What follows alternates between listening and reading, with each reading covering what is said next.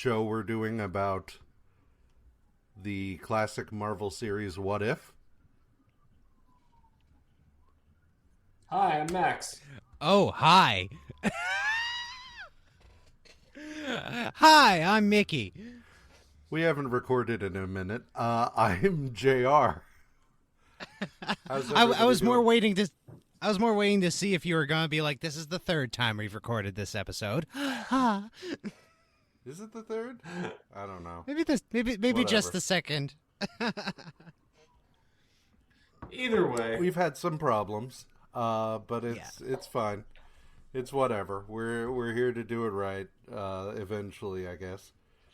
So yeah, everybody doing good, in spite of, I mean, as good as you can in the middle of a global crisis. I mean, we're recording a comic book podcast in the middle of a pandemic. I think we're okay. yeah. I mean, like it's this or sit around just rocking back and forth, going like, ha, end of the world, ha ha ha. Well, you But, need to take you a break from that. Yeah, exactly. Yeah, That's what I was going to so- say was, I mean, you act as though that's not what I'm doing half the time anyway. Right.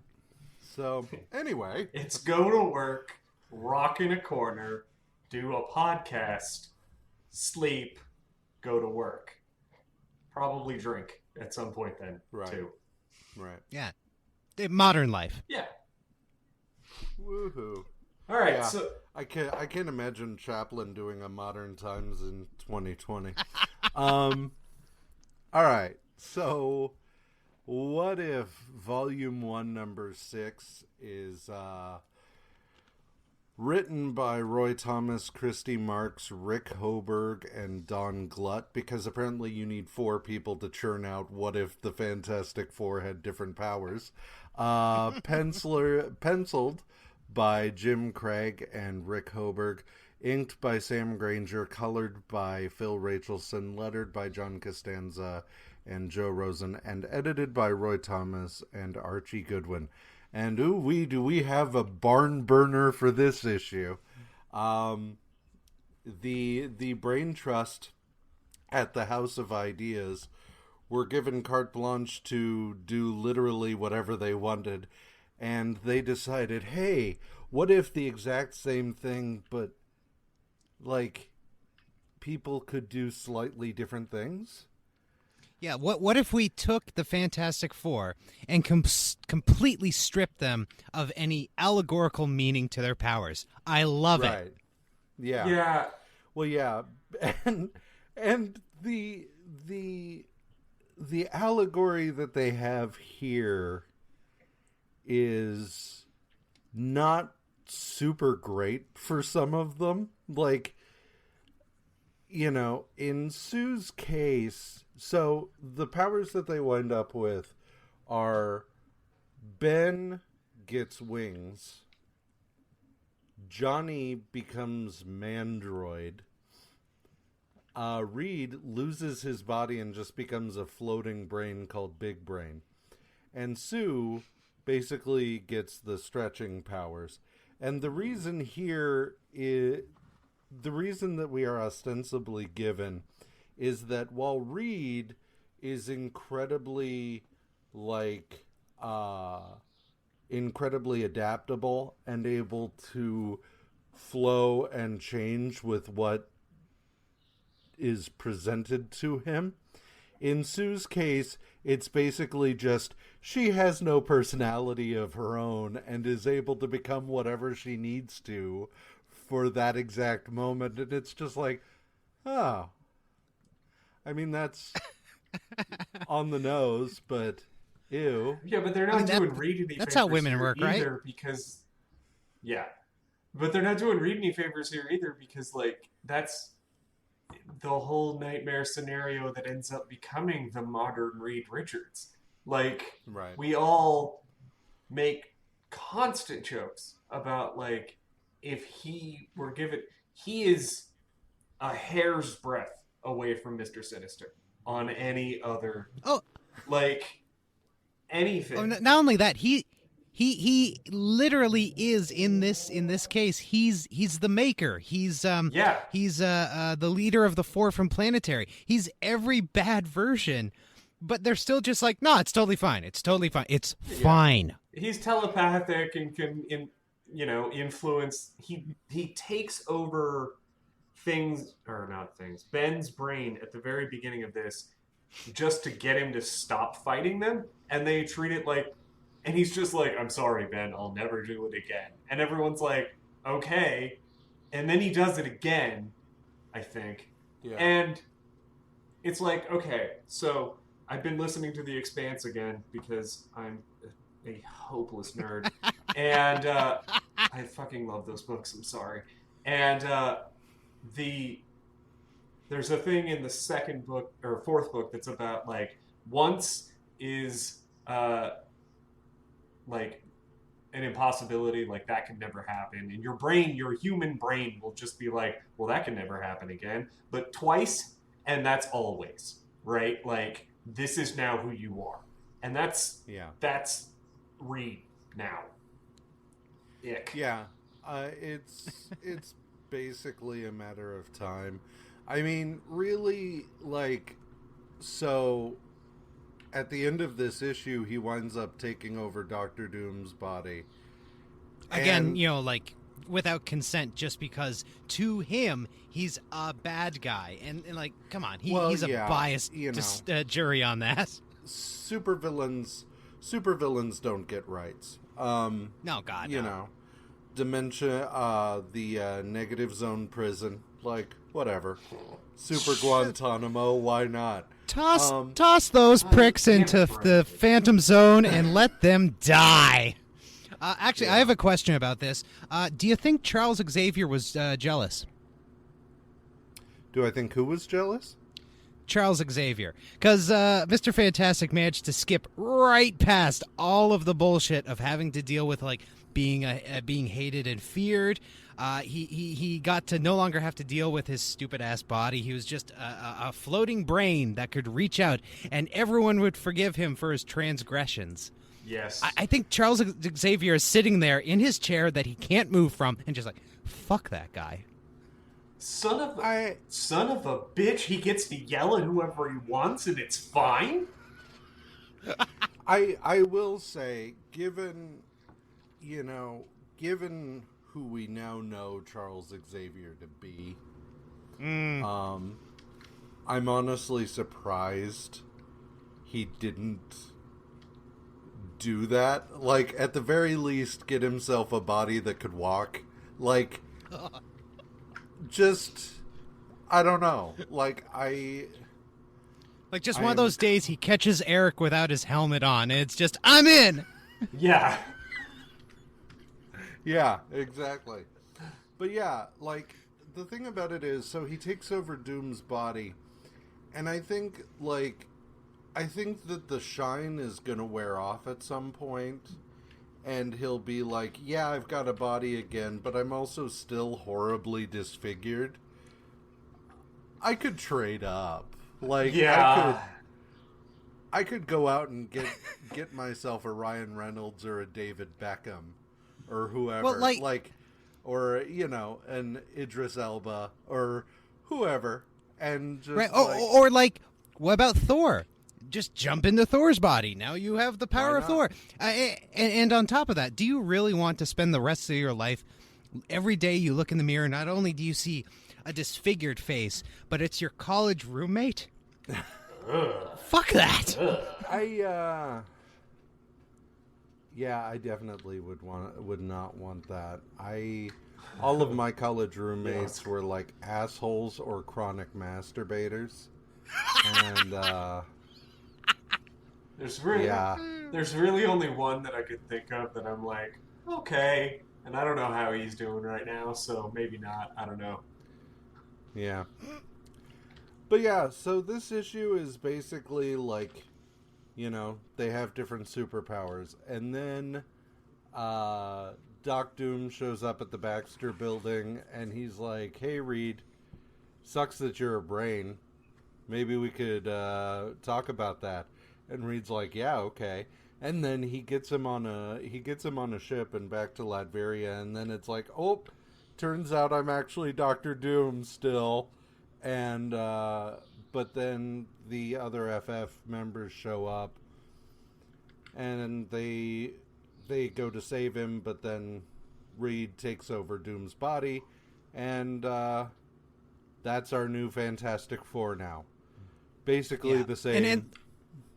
And I so want to read that. I want to read, read. I want to read books about Reed Richards having to actually govern a country and have to deal with other people that he can't just ignore because he has responsibilities. They did that during Wade's run, somewhat, after, like, Doom had been deposed, and Reed Richards kind of takes over Latveria. And Like, there's a whole process to that involves the people being like, no, we're done with you and we want something new.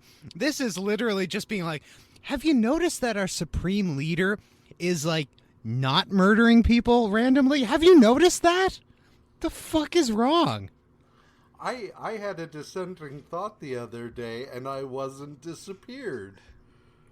He said, I'll take that into consideration. And I've been waiting for my face to just be, like, ripped off by dogs. But the dogs never came. A Doombot brought me freshly baked scones. Like, you ever notice how these Doombots now start looking like Richards? Yeah, that's kind of weird. Actually, there's a moment early on, two wonderful... No, actually, no, I'm going to jump into it. 3 wonderful images that are just delightfully stupid. Number 1, Dr. Doom is one of those guys who intentionally buys merchandise of people he hates so that he can destroy it. He has a action figure of Reed Richards. Now, it is a shirtless action figure of his college roommate for some fucking reason. And he pops its head off in anger. He is one of those assholes who took their Nikes and burned them.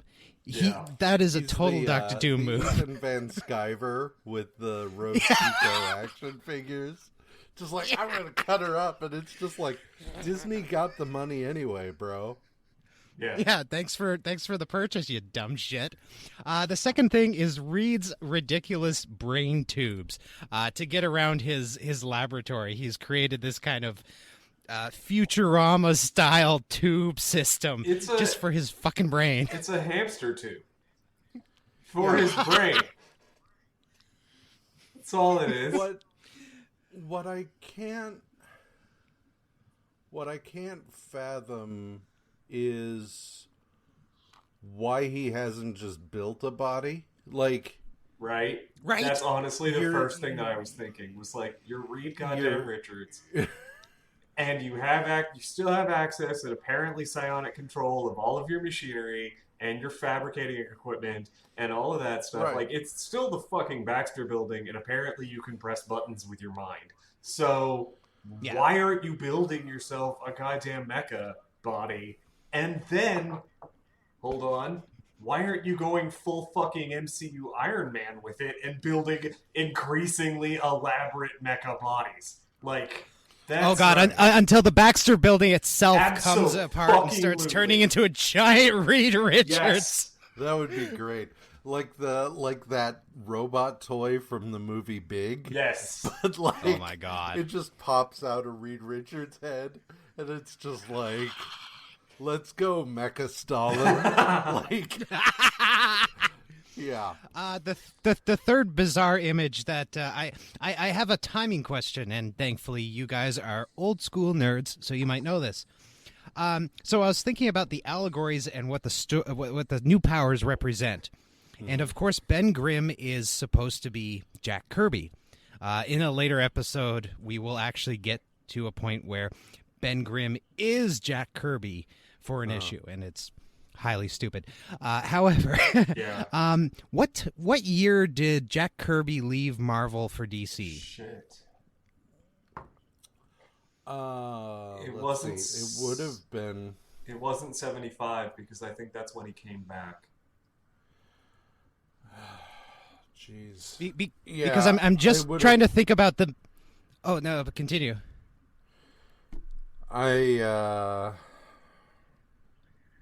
That is a good question. Well, he came back to Cap. Yeah. We read Cap on the other show, like when he came back. Yeah. We read and that would have been 76. That was 75 or 76. We read a shitload of Cap that week, so it could have been a whole year. But like 75 or 76 is when Kirby came back to DC. This is 77. He Okay, left in 'cause I was- 1970. Okay.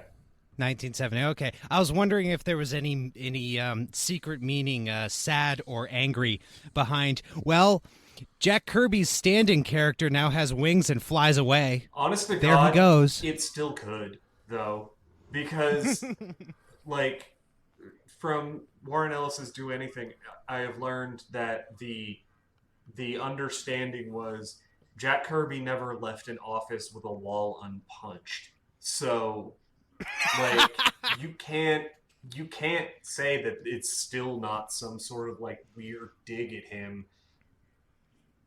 I don't know. Like his relationship with everyone in comics is so complicated because Visionary, yes, unless you give him too much leash, then still Visionary, but like, what are you doing? And like, complicated because he fucking fought everybody on everything, and I just, it could still be a minor weird dig that we gave him weird leathery bat wings, and yeah, that's still Jack. Because we felt like it. Because we felt like it that week. I don't know where he was. Literally, geographically, where he was in that week of 1970, early 77, is probably predictive of what this means. And I don't like. It's too complicated to parse. Yeah, I like to think that Roy was sitting in his office, got off the phone, and just screamed, "Jack Kirby is a fucking demon!" Yeah, and someone went, "Yeah, yeah, probably." Like I cannot dissuade that idea. The thing about it is, so he left shortly after this came out. So I mean, the writing was probably already on the wall. And so, yeah, it may well have been that it was just like, Jack Kirby, he's here, but he's really only here to go. And so that may have been part of it. I knew that his I don't know. I knew that his stint at Marvel in the 70s was particularly short. Like, he shows up, he does Cap, Eternals, and some Black Panther. Yeah, and then he gets mad at somebody, or somebody gets mad at him. That part's a little fuzzy, and it always is. And then he goes back to DC, and then they're like, this coming up time, him going back to DC, is when they're gonna fuck with his Superman heads, and then he leaves again. So what's really annoying here is that the problem is that that if we look at the allegorical side of the powers in this issue, Reed and Sue can still be taken as, okay, they maybe kind of work. Right. But, you know, the thing about it is, if you look at Johnny and Ben in the normal continuity, their powers being taken as, you know, Johnny's a hothead, ergo fire. Yeah. And Ben puts up a tough exterior, ergo rock. Those are things that are endemic to who they are. Yeah. Whereas in this one, Ben gets wings because he's a pilot. And it's just like, you are reduced to what you do for a living. And Johnny gets powers based on a thing he likes. Not even like who he specifically is, but just, oh, you're a bit of a gearhead? Okay. You're a robot oh, God. now. I suddenly want to rewrite this totally the same, except Johnny is a war dog. It's just shiny and chrome. Witness me! But yeah. Just perfect. Just set in the 60s. All good. So, overall, what do you think? Oh my. So this thing suffers from compression to the extent that rereading it, I wasn't actually even reading it. I was looking at the pretty pictures and going, Jesus fucking Christ, how did people ever read these? It's really, but at the same time, like, it has enough, it's really fucking weird because it has enough time at the beginning to do 5 or 6 pages. Like, I know these are longer issues, but it still does 5 or 6 pages at the beginning to, like, remind me where the Fantastic Four, the 616 Fantastic Four got their powers. And I'm like, just, let's go. And introduce the idea of the other reality where Reed became the thing and blah, blah, blah. Yeah, it does all that. And it's like, just...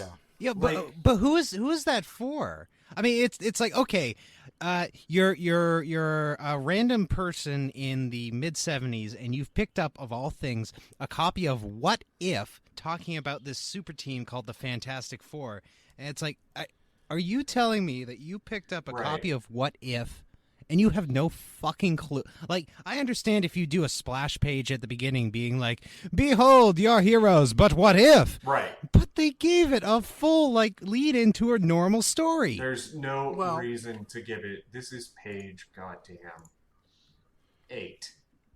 So, 2 things. Number 1, we're still operating at a point at which you have to assume that every issue is somebody's first.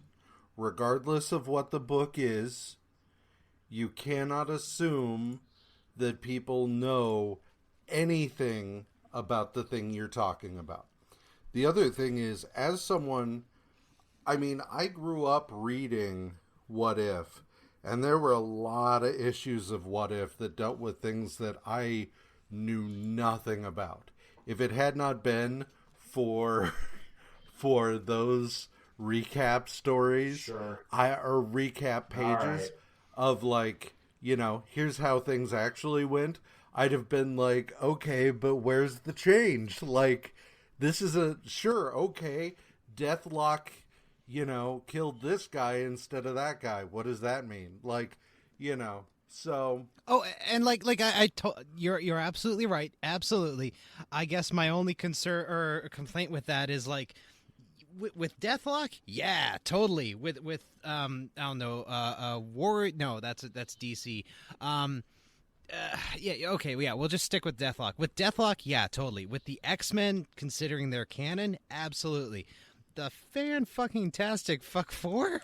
No, I know, but like I said, it's one of those things that they, especially since, we're still talking about a point where comics were considered largely by the whole of society to be for children and illiterates. You cannot assume anything about what someone knows going into any given issue. So we only have illiterates reading this. We have to make sure that we repeat everything in print for the illiterates. Well, yeah, but still. Anyway. Okay, overall, I don't love it. I would say skip this one. Yeah. Yeah. Yeah. It's like, if you're a completionist and you just really want to read every issue of What If, okay. But, like, in looking back over it, so that we could record this time around, I was struck by the fact that I was like, we spent a long time recapping the last time we recorded. exactly what happened in this issue, and really we didn't have to. All we had to do was just be like, they have different powers, and then Doc Doom shows up, Reed takes him over, whatever, done. Like, And I mean, that's It's the other not- thing is like there isn't any in the middle of this.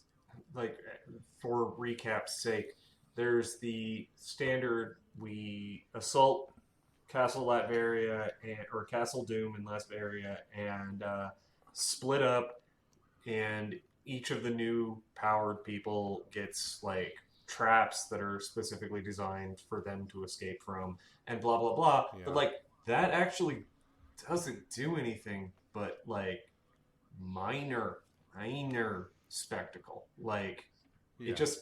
it doesn't inform the character anymore. It's just like, and then they use their different powers in a way that you could see coming. Yeah. Ta-da! Yeah. Yay! It's not Yeah. super interesting. Yeah. yeah, Agreed. yeah. So I have to totally agree with your rating that if for some reason you find yourself recording a podcast in which you review all of the issues of What If, yeah, And I guess only you in have to that read it. Specific circumstance. Yeah. Okay, so not a good issue. Not a good issue. Bad. All right. Well, join us next time when we will be getting the first of our the first issue of the several stories following a theme kind of issue.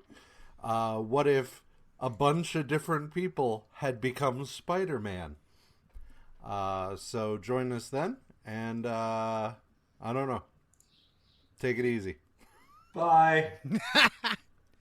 Try not to die. Yeah, that.